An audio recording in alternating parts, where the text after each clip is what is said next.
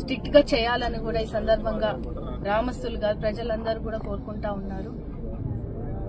Every నెల కూడా ఇక్కడ ఏదైతే నేషనల్ హైవేస్ లో ఏదైతే బ్లాక్ స్పాట్స్ ఉన్నాయో, అక్కడ ఎక్కడైతే రెగ్యులర్ గా యాక్సిడెంట్స్ జరుగుతున్నాయో అట్లాంటి ప్లేసెస్ అన్నిటిని కూడా గుర్తించి అక్కడ ఖచ్చితంగా ట్రాఫిక్ రూల్స్ ని స్ట్రిక్ట్ గా చేయాలనే ఉద్దేశంతో కూడా కూటమి ప్రభుత్వం ఫామ్ అయినప్పటి నుంచి కూడా జరుగుతూ ఉన్నాయి.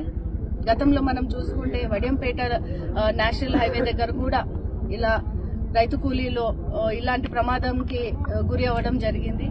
అలా ఇప్పుడు తలగాసపల్లి దగ్గర ఎల్లుట్ల గ్రామస్తులు ఇలా దళిత కుటుంబాలకి ఇంత అన్యాయం జరగడం చాలా చాలా బాధాకరం వేస్తూ ఉంది. ఖచ్చితంగా అధికారులు స్పందించాలి. ట్రాఫిక్ రెగ్యులేషన్స్ రూల్స్ అన్నిటినీ కూడా స్ట్రిక్ట్ చేయాలి. మళ్ళా ఇలాంటి సంఘటనలు జరగకుండా చూసుకునే బాధ్యత కూడా ఖచ్చితంగా కుటుంబ ప్రభుత్వం తీసుకుంటారని కూడా ఈ సందర్భంగా తెలియజేస్తుంది.